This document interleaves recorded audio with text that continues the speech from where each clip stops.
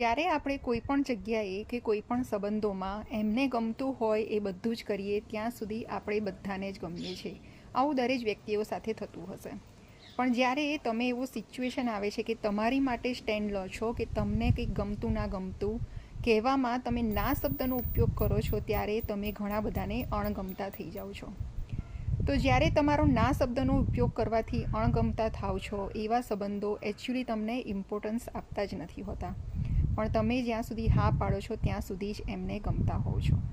અને જ્યારે તમારા નાને એટીટ્યૂડ ગણવામાં આવે છે કે એ નાનું કારણ પણ જાણવામાં નથી આવતું અને એ નાની મજાક ઉડાવવામાં આવે છે, તો એવા સંબંધોની ટકવાની શક્યતા બહુ ઓછી થઈ જાય છે. પણ જે સંબંધોમાં તમારી પસંદગીને પ્રાથમિકતા આપવામાં આવે છે, તમારી નાનું કારણ સમજાય એટલું સમજવામાં પણ આવે છે અને એને રિસ્પેક્ટ આપવામાં આવે છે, એવા સંબંધો ટકવાની શક્યતા વધી જાય છે.